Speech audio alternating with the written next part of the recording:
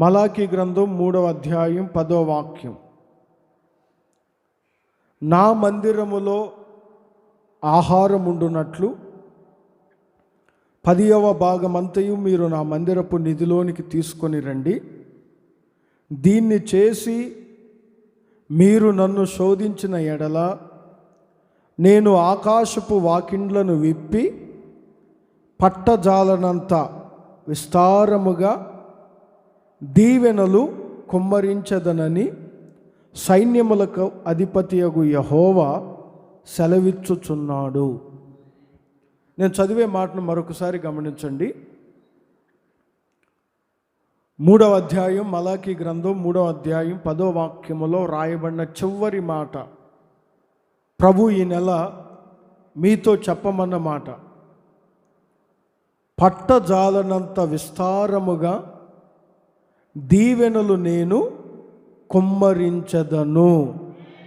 విశ్వసించిన వారందరూ చేతులు పైకెత్తి ఒక్కసారి హల్లెలూయా అని చెప్పండి.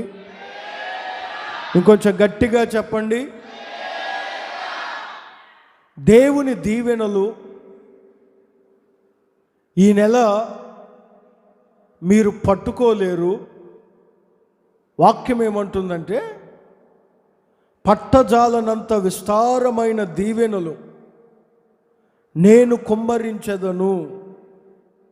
దీవెనలు లేదా ఆశీర్వాదం ఇవన్నీ పర్యాయ పదములు, ఒకటే కోవకు చెందినవి. దీవించబడాలని ప్రతి ఒక్కరికి కోరిక ఉంటుంది. నేను దీవించబడాలి, నా చదువుల్లో దీవించబడాలి, వ్యాపారంలో దీవించబడాలి, ఉద్యోగంలో దీవించబడాలి, నా చేతి పనులు దీవించబడాలి అని. దీవించబడాలని ప్రతి వ్యక్తి కోరుకుంటారు. మన కోరికకు తగినట్లుగానే దేవుడు ఈ నెలలో ప్రారంభపు దినానే పట్టజాలనంత దీవెనలు నీపై కుమ్మరించబోతున్నాడు. పట్టజాలనంత ఆశీర్వాదం నీపై కుమ్మరించబోతున్నాడు. తల్లిదండ్రుల ద్వారా, మనుషుల ద్వారా, స్నేహితుల ద్వారా, నాయకుల ద్వారా అప్పుడప్పుడు మనం దీవెనలు తీసుకుంటాం. మనల్ని ఆశీర్వదిస్తారు, దీవిస్తారు. నాయకులు ఆశీర్వదిస్తారు, దీవిస్తారు.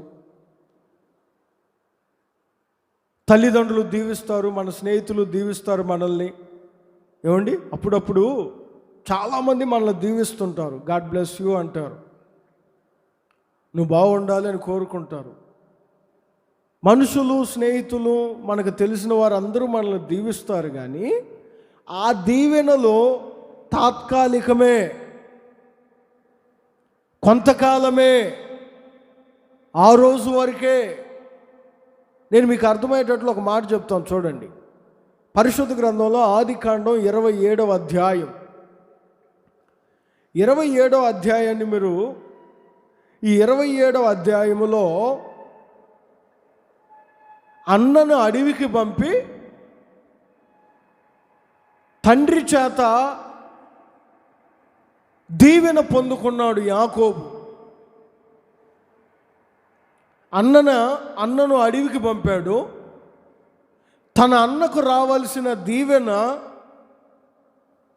తండ్రి ద్వారా మారువేషాన్ని వేసుకొని తన తండ్రి ద్వారా దీవెన పొందాడు. తన తండ్రి ఏమో గుడ్డివాడు, ఎవరిని దీవించాలో తెలియలేదు. చేతులు తడిమి చూశాడు. వాడే మారువేషం వేసుకొని వచ్చాడు కదండి తమ్ముడు. ఇతనే పెద్దవాడు అనుకొని తన అన్నకు రావాల్సిన దీవెనలన్నీ ఇతన్ని బ్లెస్ చేశాడు, ఇతన్ని ఆశీర్వదించాడు. దేవుని ప్రియులారా, తండ్రి ద్వారా దీవెన పొందిన యాకోబు జీవితాన్ని ఆ తదుపరి అధ్యాయాల్లో గమనిస్తే, తండ్రి ద్వారా దీవెన పొందిన ఆ దీవెన నిలబడలేదు. ఆ వెంటనే అరణ్యం పాలయ్యాడు. కొన్ని సంవత్సరాలు తన మామ దగ్గర బానిసగా బ్రతికాడు. నేను ఎందుకు చెప్తున్నానంటే ఈ మాట,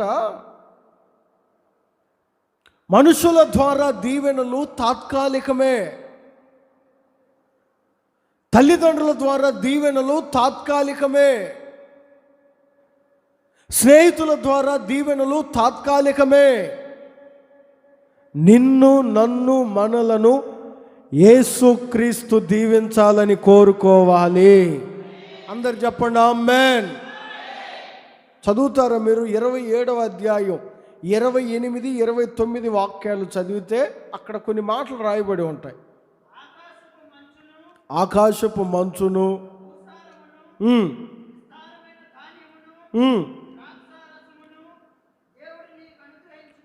అనుగ్రహించునుగాక,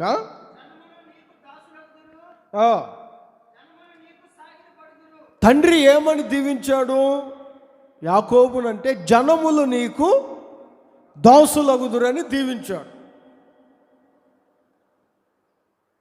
ఈయనే ఒకడి కింద వెళ్ళి దాసుడిగా కొంతకాలం చేశాడు. చూడండి, ఆ తదుపరి వాక్య భాగాలు మీరు గమనిస్తే 28వ అధ్యాయం 29వ అధ్యాయంలో క్లుప్తంగా రాయబడి ఉంటుంది. తండ్రి ఏమో జనములు నీకు దాసులు అవుతారని దీవిస్తే, ఆ దీవెన ఏమండి కొన్ని రోజులకే ఇతను తన మామ దగ్గరికి వెళ్ళి ఇతను ఒక దాసుడుగా అక్కడ పనిచేస్తున్నాడు, ఆడపిల్లల కొరకు. మరి తండ్రి దీవెన ఏమైంది? స్నేహితుల దీవెన ఏమైంది? ప్రియమైన ఆత్మీయులారా, లోకములో ఏ వ్యక్తి దీవించినా ఆ దీవెన శాశ్వత కాలము నిలిచి ఉండదు. ఒక వ్యక్తి దీవించబడాలన్నా, పట్టజాలనంత విస్తారమైన దీవెనలు నీ కుటుంబంలో నీవు చూడాలన్నా, నీ వ్యాపారంలో నీవు చూడాలన్నా, నీ ఉద్యోగంలో నీవు చూడాలన్నా, యేసుక్రీస్తు నిన్ను దీవించడం మొదలు పెట్టాలి. ఆయన ఈ నెల ఈ రోజు నుంచి ప్రారంభించాడు. ఇక ఇది మొదలుకొని నీవు దీవెన పొందబోతున్నావు. విస్తారమైన దీవెనలు నీ జీవితంలో కొమ్మరింపబడబోతున్నాయి. అవి తాత్కాలికమైనవి కాదు. ఆయన మిమ్ములను ఎలా దీవించబోతున్నాడో మీకు తెలిసిన మాటలే.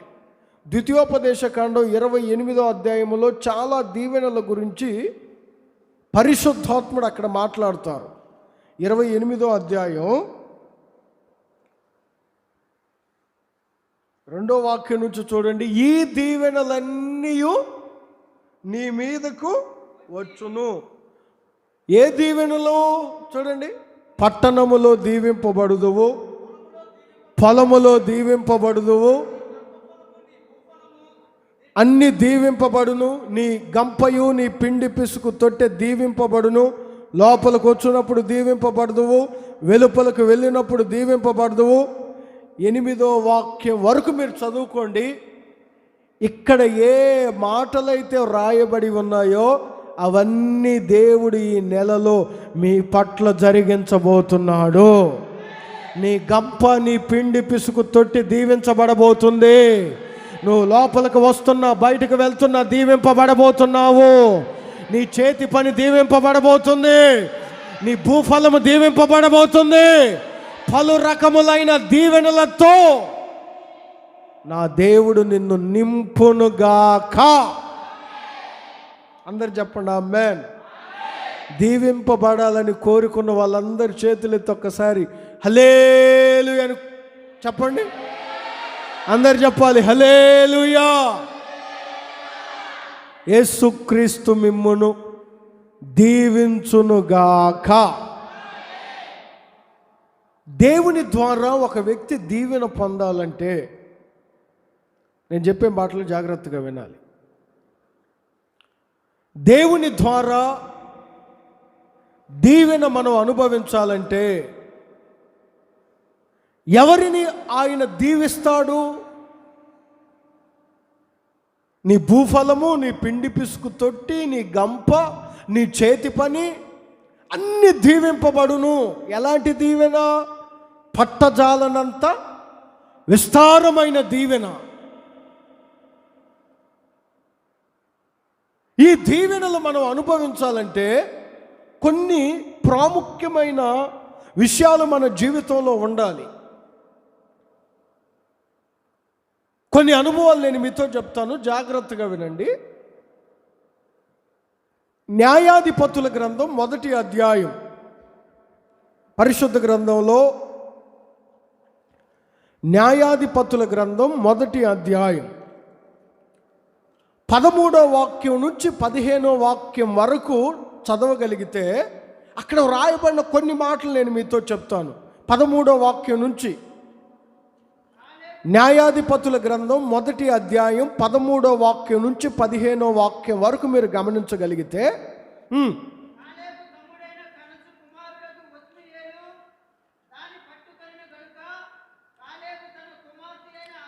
కాలేబు తన కుమార్తె అయిన అక్సాను ఒత్నియేలుకిచ్చి పెండ్లి చేసెను. ఆమె తన పెనిమిటి ఇంట ప్రవేశించున్నప్పుడు తన తండ్రి అయిన కాలేబును అక్సా అనే కుమార్తె అడుగుతుంది, నా తండ్రి, నాకు ఒక దీవెన దయచేయుము. ఆ మాటలు జాగ్రత్తగా వినాలి. నా తండ్రి,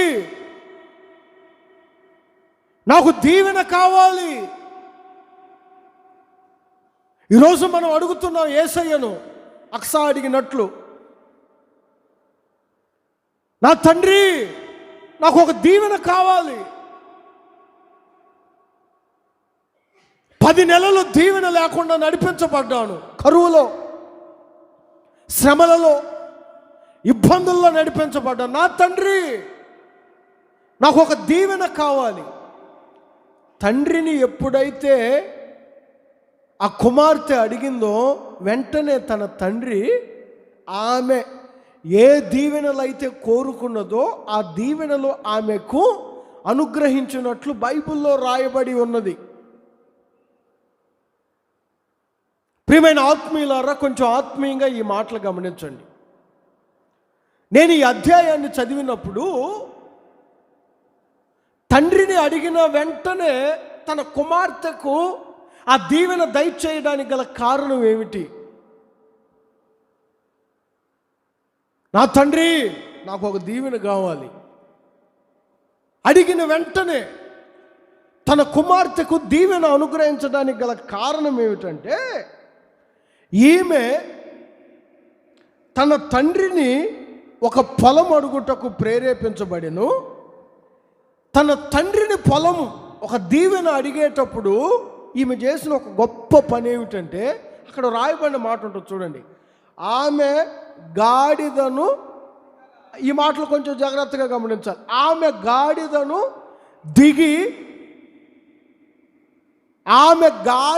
దిగగా వెంటనే తన తండ్రి ఏమంటాడో తెలుసా? నీకేమి కావలెను. అప్పుడు ఆమె ఏమన్నది? అందుకు ఆమె, నాకు దీవెన దయచేయుము. ప్రియమైన ఆత్మీయులారా, గాడిదల మీద ఉన్నంత కాలం, గాడిద మీద కూర్చున్నంత కాలం, గాడిద మీద మనం జీవిస్తున్నంత కాలం పరలోకపు తండ్రి నిన్ను ఏమి అడగలేడు, నీవు ఆయన ఏమి అడగలేవు. నా మాటలు కొంచెం జాగ్రత్తగా వినాలి. గాడిదల మీద మనం ఉన్నంత కాలం, గాడిదల మీద మనం కూర్చున్నంత కాలం ఒక తండ్రిగా నిన్ను ఆయన ఏమి అడగలేడు. ఆయన కుమారుడిగా, ఆయన కుమార్తెగా నీవు ఆయన ఏమి ఆశించలేవు. అక్సా ఎప్పుడైతే గాడిద దిగేనో వెంటనే తన తండ్రి ఏమంటున్నాడో తెలుసా? నా తండ్రి, నా కుమార్తె, నీకేం కావాలి? వెంటనే తన తండ్రితో అంటది, నాకు ఒక దీవెన దయచేయుము. పరలోకపు తండ్రి అయిన యేసయ్య పట్టజాలనంత విస్తారమైన దీవెన నీకు కలుగజేయటానికి సిద్ధముగా ఉన్నారు. అయితే నువ్వు ఎక్కడున్నావు? గాడిద మీద ఉన్నావా? గాడిదను దిగి ఉన్నావా? ఒకసారి ఆలోచించండి. ఈరోజున చాలామంది దేవుని ద్వారా దీవెనలు పొందలేకపోవడానికి గల కారణం ఇంకా గాడిద మీదనే ప్రయాణం చేస్తున్నారు. దిగండి ఆ గాడిదలను. కళ్ళకు గంతలు కట్టి ఎంతకాలం గాడిదల మీద ప్రయాణం చేస్తారు? ఎంతకాలం గాడిదల మీద ఎక్కి మీ జీవనాన్ని కొనసాగిస్తారు? ఆ గాడిదలను దిగండి. పట్టజాలనంత దీవెనలు నీకు నా దేవుడు ఇవ్వడానికి సిద్ధముగా ఉన్నాడు. తన కుమార్తె ఎప్పుడు గాడిద దిగుతుందా అని తండ్రి చూస్తున్నాడు. నా తండ్రి తన కుమార్తె అక్స అనుకుంది, నా తండ్రి నేను గాడిదని ఎప్పుడు దిగుతానని చూస్తున్నాడని. గాడిదను దిగిన వెంటనే తండ్రి అంటాడు, నీకేం కావాలంటాడు. కుమార్తె అంటుంది, నాకు దీవెన దయచే. ప్రియమైన ఆత్మీయులారా, పరలోకపు తండ్రి అయిన యేసయ్యకు మనకున్న బంధాన్ని ఈ సందర్భం బాగా వివరిస్తుంది. దేవుని దగ్గర నువ్వు ఏ దీవెన పొందుకోవాలన్నా, నీవు ఏ అనుభవంలో ఉన్నావు అనే సంగతిని గమనించండి. గాడిదను కొంచెం ఆత్మీయంగా మనం గమనించగలిగితే నేను ఒక మాట చెప్తాను. ఇర్మియా గ్రంథం 2వ అధ్యాయం, పరిశుద్ధ గ్రంథంలో ఇర్మియా గ్రంథం 2వ అధ్యాయం, అందరూ గమనించండి. ఇర్మియా గ్రంథం 2వ అధ్యాయం 21వ వాక్యం నుంచి 24వ వాక్యం వరకు చదివితే అక్కడ కొన్ని మాటలు రాయబడి ఉన్నాయి. శ్రేష్టమైన ద్రాక్షావల్లి వంటి దానిగా నేను నిన్ను నాటి తిని, నిన్ను నాటాను.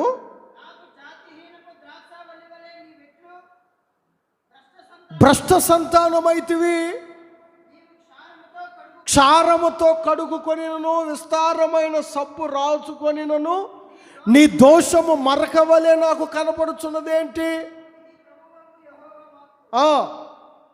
నేను అపవిత్రత నొందిన దాన్ని కాను, బయలుదేవతలను అనుసరించి పోవు దాన్ని కాను అని నీవెట్లనుకుందువు? లోయలో నీ మార్గము చూడుము, తెలుసుకొనుము. నీవు త్రోవలలో అటు ఇటు తిరుగులాడు వడిగల వంటెవు, అరణ్యముకు అలవాటు పడిన, ఈ మాట జాగ్రత్తగా గమనించాలి, అరణ్యముకు అలవాటు పడిన అడవి గాడిదవు. ఒక వ్యక్తి గురించి ఇక్కడ మాట్లాడుతున్నారు దేవుడు. ఆ వ్యక్తిని ఒక శ్రేష్టమైన ద్రాక్షావల్లిగా నాటాడు. కొంచెం ఆత్మీయంగా ఈ మాటలు గమనించండి. ఒక సంఘములో శ్రేష్టమైన ద్రాక్షావల్లిగా నాటాడు. ఎప్పుడైతే ఈ ద్రాక్షావల్లి ఒక శ్రేష్టమైనదిగా నాటబడిందో, నాటబడిన తరువాత నుంచి ఇక గర్వం వచ్చింది, పాపం ఎక్కువైంది. అదే దేవుడు అక్కడ అంటాడు చూడండి, నేను నిన్ను శ్రేష్టమైన ద్రాక్షావల్లిగా నాటాను కదా, నువ్వెందుకు జాతిహీనపు ద్రాక్షావల్లి వలె మారావు?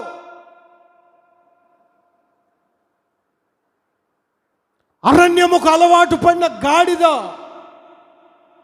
ఈ 21వ వాక్యం నుంచి 24వ వాక్యం వరకు జాగ్రత్తగా మీరు పరిశీలన చేస్తే అక్కడ 2 విషయాల గురించి పరిశుద్ధాత్ముడు మాట్లాడతాడు. ఒకటి పాపం, 2 అతిశయం. ఒకటి దోషం, 2 అతిశయం. ఈ 2 స్వభావాలు మనలో ఉన్నంత కాలం మనం అరణ్యముకు అలవాటు పడిన గాడిదలమే. నువ్వు ఎంత విస్తారంగా వాష్ చేసుకున్నా, ఎంత క్లీన్ చేసుకున్నా, దేవుడు అంటాడు నీ దోషములు ఇంకా నాకు కనబడుతూనే ఉన్నాయి. నువ్వు అతిశయపడుతున్నావు, నీలో గర్వం ప్రవేశించింది, నీలో పాపం ప్రవేశించింది.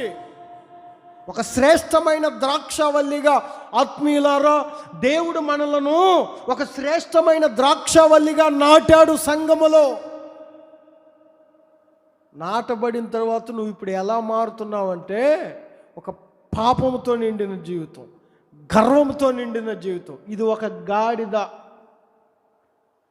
అరణ్యముకు అలవాటు పడిన గాడిద. పాపం, గర్వం, ఈ రెండు మనలో ఉన్నంత కాలం దేవుని ద్వారా మనము దీవెన పొందలేము. దీవెన దేవుడు నీకు అనుగ్రహించాలంటే, ఆశీర్వాదం నువ్వు దేవుని ద్వారా పొందాలంటే గాడిదలు దిగాలి. పాపము నుంచి, గర్వము నుంచి వేరై ఒక శ్రేష్టమైన ద్రాక్షావల్లిగా నీవు జీవించాలి. అందరు చెప్పండి ఆమేన్. కొంతమందికి సిగ్గే ఉండదు. కొంతమందికి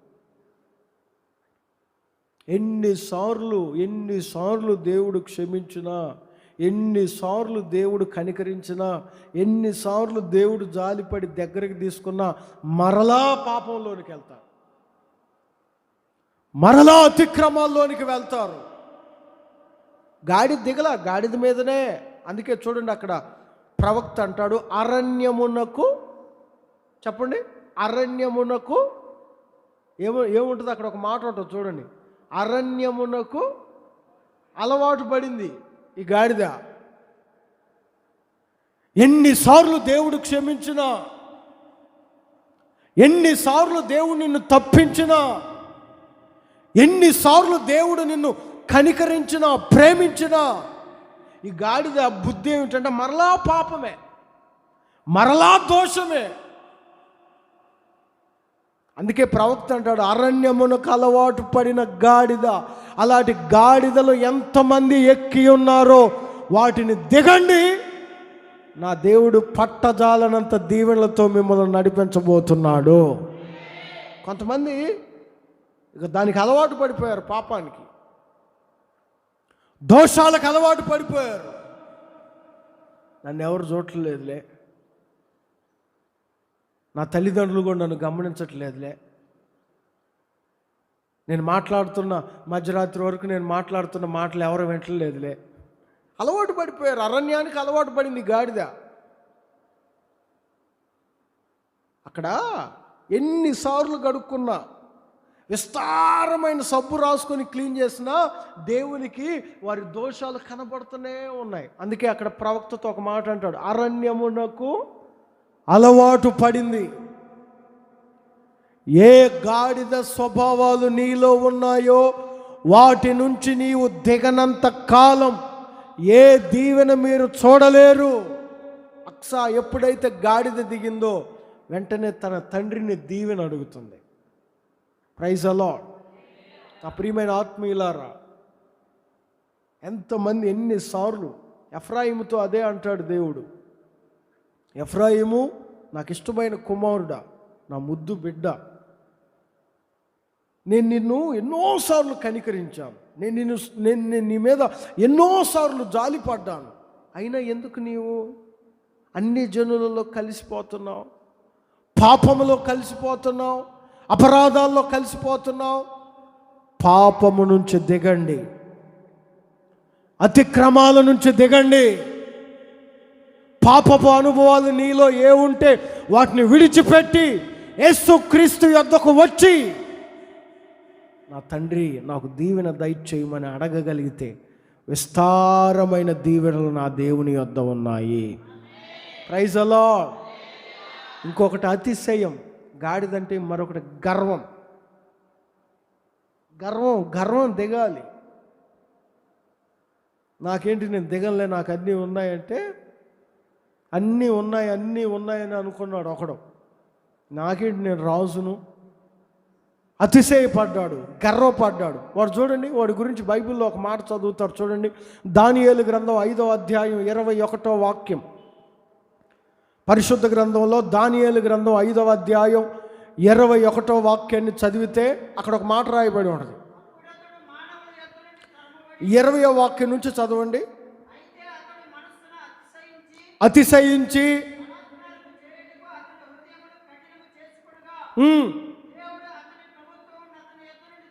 ప్రభుత్వమును అతని యొద్ద నుంచి తీసివేసెను, పోగొట్టెను,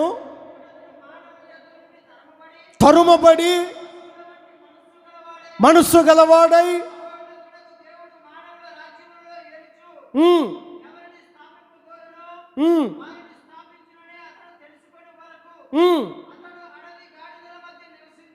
ఎక్కడ నివసిస్తున్నాడట? అందరు చెప్పాలి మీరు ఈ మాట.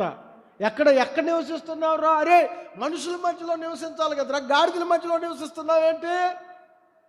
నాకు కొంచెం నెత్తికెక్కింది, మనస్సు కొంచెం మదించింది, గర్వం ప్రారంభమైంది, అతిశయం ప్రారంభమైంది. దేవుని ప్రియులారా, దేవుని బిడ్డలు, సేవకులైనా విశ్వాసులైనా ఆత్మీయుడు పొరపాటున ఎప్పుడు దేనిని బట్టి కూడా గర్వించకూడదు. దేనిని బట్టి గర్వించకూడదు. ఉన్న ఉద్యోగాన్ని బట్టి గర్వించకూడదు, ఉన్న టాలెంట్ని బట్టి గర్వించకూడదు, ఉన్న అందాన్ని బట్టి గర్వించకూడదు, ఉన్న ఆస్తిని బట్టి గర్వించకూడదు, కులాన్ని బట్టి గర్వించకూడదు. అసలు దేవుని బిడ్డలు దేనిని బట్టి గర్వించకూడదు. వీడు గాడిదల మధ్యలో తిరుగుతున్నాడు. ఎందుకు? గర్వం, అతిశయించి. గర్వం, పాపం, ఇవి రెండు గాడిదతో సమానం. ఆ రెండిటిని నీవు విడిచిపెడితే నా దేవుడు పట్టజాలనంత విస్తారమైన దీవెనలు నీకు అనుగ్రహించబోతున్నాడు. ఆమేనని చెప్పండి అందరూ. వాటి నుండి దిగనంత కాలం అంతే. ఎక్కడ వేసావో అక్కడే, ఏ పని ప్రారంభించావో ఆ పనే, ఏ ఉద్యోగం చేస్తానో దాంట్లో డెవలప్మెంటే ఉండదు, దీవెనే ఉండదు. అక్స గాడిదను దిగి తన తండ్రిని దీవెన అడుగుతుంది. ఈ నెల ప్రారంభంలోనే నీలో పాపం, అతిశయం అంటే గర్వం, వీటి నుంచి విడిపించబడి నా ప్రభువును నువ్వు దీవెన అడిగితే ఈ నెల ఆయన దీవెనలతో నిన్ను నడిపించబోతున్నాడు. Praise the lord. మరొక మాట చెప్తాను. ఆదికాండం 49వ అధ్యాయం పరిశుద్ధ గ్రంథంలో, ఆదికాండం 49వ అధ్యాయం 22వ వాక్యం నుంచి 26వ వాక్యం వరకు చదవండి. ఆదికాండం 49వ అధ్యాయం 22వ వాక్యం నుంచి 26వ వాక్యం వరకు. కొమ్మ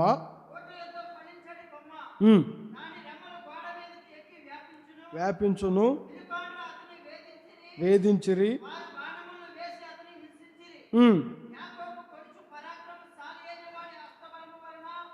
అతని విల్లు బలమైన దగును,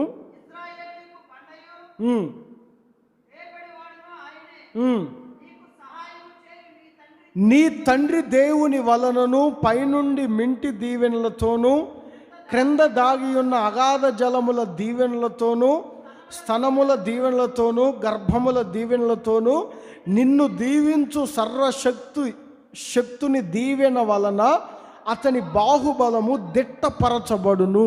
ఇక్కడ మీరు గమనించగలిగితే యోసేపు గురించి మాటలు రాయబడ్డాయి. యోసేపును దేవుడు అన్ని విషయాలలో దీవించుచున్నాడు. అంతేకాదు 26వ వాక్యాన్ని చదివితే, నీ తండ్రి దీవెనలు నా పూర్వీకుల దీవెనలపైనే చిరకాల పర్వతముల కంటే హెచ్చుగా ప్రబలును. నీ ఫ్యామిలీలో, నీ వంశములో ఎవరిని లేనంతగా నేను నిన్ను దీవిస్తాను. యోసేపును గురించి పరిశుద్ధాత్ముడు మాట్లాడుతున్నారు. నీ కుటుంబంలో ఎవరికి లేని దీవెన, ఎవరు చూడని దీవెన, ఎవరు పొందని దీవెన. అసలు నీ తల్లిదండ్రుల కన్నా నీకు నీ పర్వతముల కంటే హెచ్చుగా నిన్ను గొప్పగా నేను దీవిస్తాను. ఎందుకయ్యా? 12 మంది కుమారులు యాకోబు. ఈ 49వ అధ్యాయం అంతా యాకోబు తన కుమారులను దీవించిన దీవెనలే రాయబడి ఉంటాయి. ఎవరికి లేని దీవెనలు యోసేపుకే ఎందుకు? విస్తారమైన దీవెనలు యోసేపుకే ఎందుకు? తన గురించి ఒక మాట రాయబడి ఉంటుంది చూడండి, 26వ వాక్యములో తన సహోదరుల నుండి, ఈ మాట గమనించాలి, వేరు పరచబడిన వాడు. ఈ మాట గమనించండి. ఎందుకు అన్ని దీవెనలు, విస్తారమైన దీవెనలు ఎందుకు? నువ్వు పొలంలో దీవించబడతావు, వ్యాపారంలో దీవించబడతావు, నీ చేతి పని దీవించబడుతుంది, నీ గంప, నీ పిండి పిసుకు తొట్టి దీవించబడుతుంది. అసలు పట్టజాలం రా, అన్ని దీవెనలతో నేను నింపుతానని ఎందుకు? యోసేపు కంటే, యోసేపు గురించి ఒక మాట పరిశుద్ధాత్ముడు చెప్తున్నాడు. యోసేపు తన సహోదరులలో కలిసిపోయిన వాడు కాదు,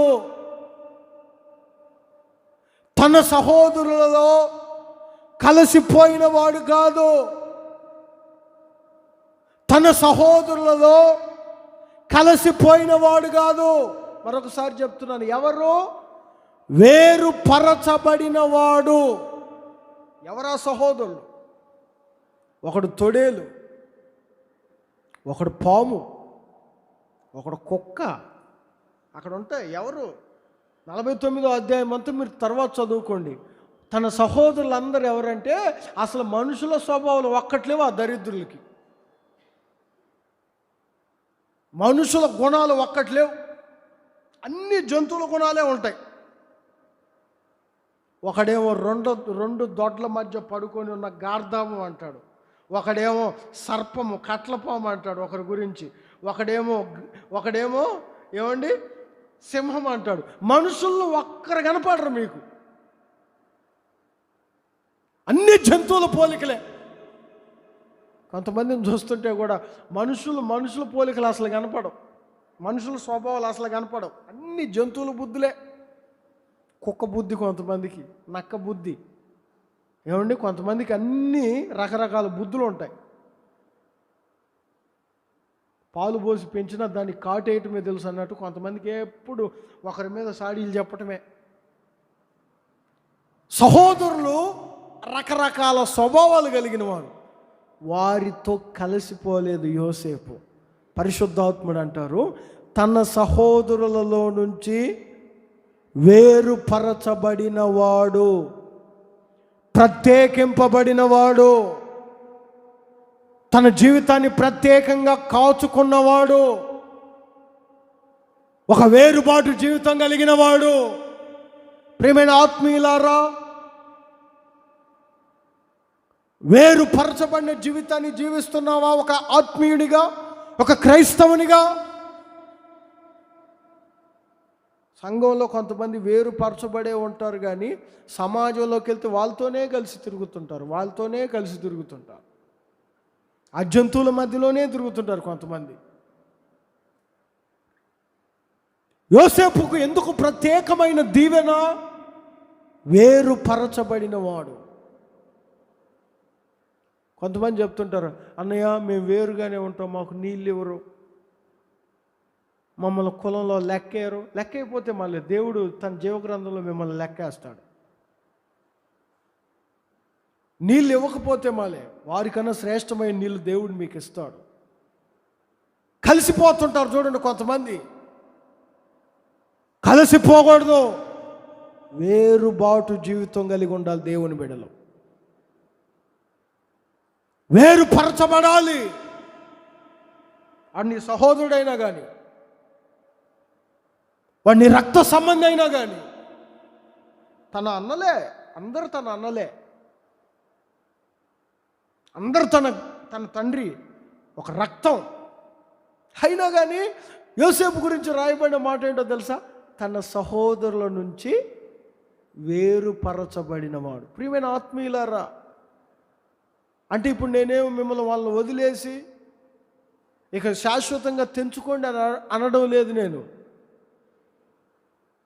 వారితో నీవు పోల్చుకోకుండా నువ్వు ఒక ప్రత్యేకమైన జీవితాన్ని కలిగి ఉండాలి.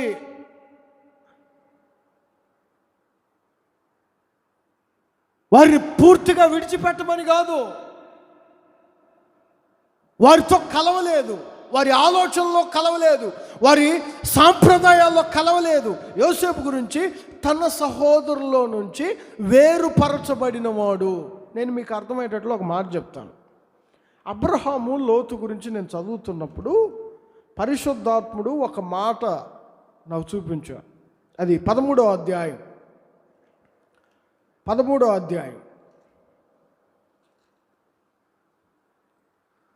8వ వాక్యం నుంచి చదువుతారు చూడండి.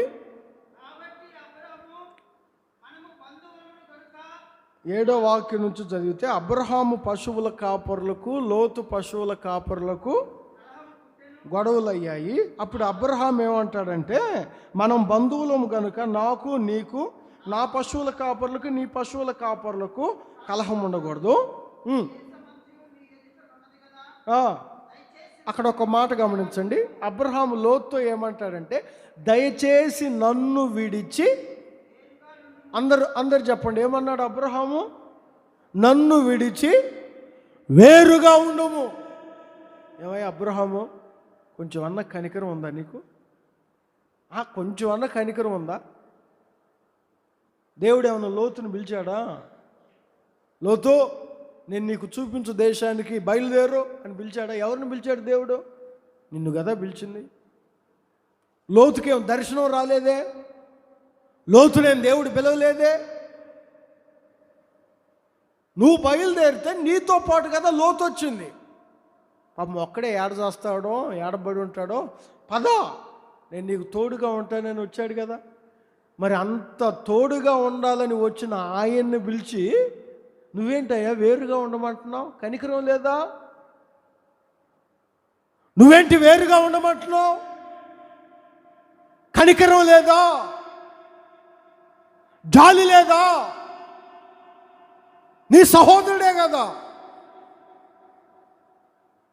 ఆత్మీయులారా, నేను ఒక మాట చెప్తాను చూడండి. మనకి ఎంత మోస్ట్ ఇంపార్టెంట్ పర్సన్ అయినా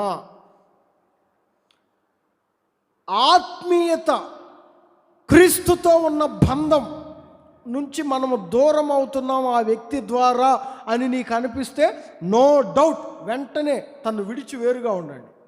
ఇక దాంట్లో ఆలోచన వద్దు. ఎంత మోస్ట్ ఇంపార్టెంట్ పర్సన్ అయినా అబ్రహాము తనతో ప్రయాణం చేసిన వాడిని విడిచిపెట్టాడు. విడిచి వేరుగా ఉండు. ఈరోజు నువ్వు లోతును విడిచిపెడుతున్నావా? లోతుతో కలిసి నడుస్తున్నావా? లోతు అంటే ఒక ఆచారం. లోతు అంటే నీ చుట్టూ జరుగుతున్న పరిస్థితులు, వాటిని దూరంగా ఉంటున్నావా? వాటికి వేరే జీవిస్తున్నావా? తన్ను విడిచి ఎప్పుడైతే వేరుగా ఉన్నాడో అబ్రహాం దేవుడు ఆశీర్వదించడం మొదలుపెట్టాడు. చదువుతారు మీరు ఆ మాటలు? 14వ వాక్యంలో ఉంటుంది చూడండి. లోతు అబ్రహామును విడిచి పోయిన తరువాత యెహోవా, ఇదిగో నీ కన్నులెత్తి నీ ఉన్న చోటు నుండి ఉత్తరపు తట్టు, దక్షిణపు తట్టు, తూర్పు తట్టు, పడమర తట్టు చూడుము. నీ సంతానమును సదాకాలము నేను వీటికి నీకు అనుగ్రహించబోతున్నానని చెప్పాడు. ఆ వాక్యాలన్నీ మీరు చదువుకోండి. కొంచెం మనం వేరుగా ఉండాలి. కొన్నిసార్లు మనకు అవసరం అనిపిస్తుంది, కొన్నిసార్లు లోకంతో కలిసిపోవాలనిపిస్తుంది, కొన్నిసార్లు అన్యుల గుళ్ళు దగ్గరికి వెళ్ళాలనిపిస్తుంది స్నేహితులతో, కొన్నిసార్లు ఏమండి పెళ్ళిళ్ళకి కొన్నిసార్లు హిందూ దేవాలయాలకు వెళ్ళాల్సి వస్తుంది. కొన్నిసార్లు విడిచి వేరుగా ఉండు. నా క్లోజు, నా డీరెస్ట్, నాకు చాలా థిక్కెస్ట్ అని నువ్వు వాళ్ళతో కలిసి వెళ్ళావంటే దీవెన రాదు. అబ్రహాము తన సహోదరుల నుండి చెప్పండి అందరు చెప్పండి, వేరుపరచబడిన వాడు. లోతు తన స్నేహితుడు, లోతు తన సహోదరుడు. అబ్రహామును చూసి తను కూడా బయలుదేరాడు. అలాంటి వ్యక్తినే విడిచిపెట్టడానికి ఇష్టపడ్డాడు అబ్రహాం. మరి నువ్వెందుకు విడవలేకపోతున్నావు? నువ్వెందుకు వేరుగా జీవించలేకపోతున్నావు? నువ్వెందుకు వేరుబాటు జీవితం కలిగి ఉండలేకపోతున్నావు? ప్రియమైన ఆత్మీయులారా, లోకం నుంచి వేరై ఉండండి, కులం నుంచి వేరై ఉండండి. వేరై ఉండమంటే పూర్తిగా తొలగిపోమని కాదు. వారి ఆచారాలు, వారి పద్ధతులు, వారి అలవాట్లు, వాటితో మనం కలిసిపోకుండా. యోసేపు వారి మధ్యలోనే ఉంటున్నాడు కానీ వేరుపరచబడి ఉన్నాడు. ఇలాంటి అనుభవం ఎంతమందికి ఉందో నా దేవుడు అట్టి వారందరిని దీవెనలతో నింపునుగాక. ఇంకొక మాట చెప్పి ముగిస్తాను. యెషయా గ్రంథం 65వ అధ్యాయం 8వ వాక్యం. పరిశుద్ధ గ్రంథంలో యెషయా గ్రంథం 65వ అధ్యాయం 8వ వాక్యం.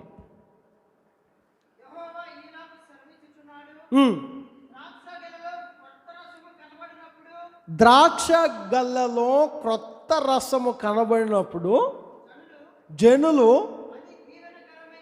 దీవెనకరమైనది. తలపైకి లేపిన మాటను ఆలకించండి. ఒక దీవెనకరమైన దీవెన నీలో యేసయ్య నీకు అనుగ్రహించాలంటే నీలో క్రొత్త రసం కనపడాలి. ఏ రసం కనపడాలి? అందరు చెప్పండి. వాళ్ళు ద్రాక్ష గెలలో క్రొత్త రసాన్ని ఎప్పుడైతే చూశారో వెంటనే వాళ్ళు ఏమంటున్నారో తెలుసా? ఇది దీవెనకరమైనది. Praise the lord. నీలో పాత పద్ధతులు, పాత అలవాట్లు ఉన్నంతకాలం నువ్వు దీవెనకరమైన వ్యక్తిగా ఉండలేవు. క్రొత్త అనుభవాలు నీలో కనపడాలి. కొంతమంది ఒక తప్పు చేశారనుకో, తప్పులు జరుగుతాయి, జరగవని కాదు, తప్పు చేశారనుకో, ఇంక ఎన్ని సంవత్సరాలైనా ఆ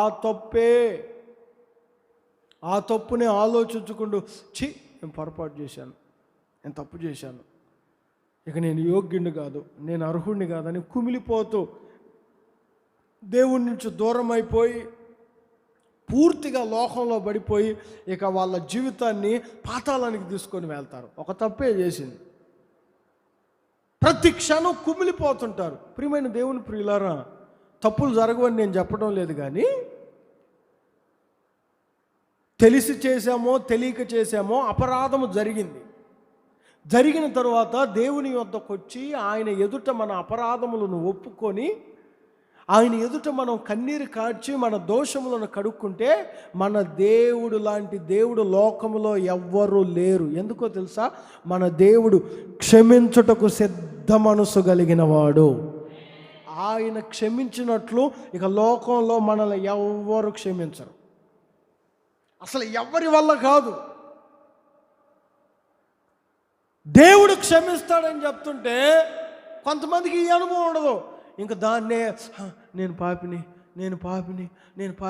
నేను ఆ తప్పు చేశానని చేసిన దానిలోనే బాధపడుతూ వెనకబడిపోతుంటారు. దేవుడిని నుంచి కోరుకుంటుంది ఇది కాదు. నీలో క్రొత్త మనస్సును దేవుడు చూడాలి, క్రొత్త రసము నీలో ఉండాలి, క్రొత్త అనుభవాలు నీలో కనబడాలి. అందుకనే యేసుక్రీస్తు ఎప్పుడు ఒక మాట చెప్తారు. దైవజనుడైన పౌలు అంటారు, ఎవడైనను క్రీస్తు యేసు నందు ఉన్న ఎడల పాతవి గతించను, సమస్తము క్రొత్తవాయెను. పాతవి ఆలోచించుకుంటూ, పాతవి ధ్యానించుకుంటూ మన ఆత్మీయ జీవితాన్ని పాతాళానికి తీసుకొని వెళ్ళే కంటే పాతవి దేవుని ఎదుట ఒప్పుకొని ఆయన క్షమించే దేవుడు కనుక ఇక మన జీవితాన్ని క్రొత్తగా ప్రారంభించగలిగితే, క్రొత్త మనసు నీలో ఎప్పుడైతే దేవుడు చూస్తాడో దీవెనలు నీ ద్వారా దేవుని ద్వారా నీకు కలుగుతూ ఉంటాయి. Praise the Lord. అందుకనే పరిశుద్ధాత్ముడు ఒక మాట చెప్పారు 103వ కీర్తన 5వ వాక్యములో, పక్షిరాజు యవ్వనము వలె నీ యవ్వనము క్రొత్తదగును. ఎప్పటికప్పుడు మనం క్రొత్తగా మారాలి. ఇక జరిగినవే ఆలోచించుకుంటూ ఉంటారు కొంతమంది, మెంటల్గా జరిగినవే ఆలోచించుకుంటూ పిచ్చోళ్ళు అయిపోతుంటారు. ప్రభు క్షమించాడు, ఆయన క్షమించే దేవుడు. Praise the Lord. ఆయన క్షమించే దేవుడు కనుక మనం ప్రతినిత్యం క్రొత్త మనస్సుతో నడిపించబడాలి. Praise the lord. క్రొత్త రసం, నేను చెప్పాలంటే చాలా విషయాలు ఉన్నాయి.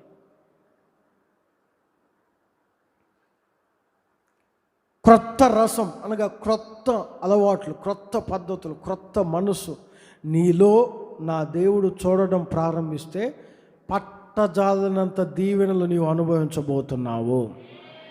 3 విషయాలు నేను మీతో చెప్పాను.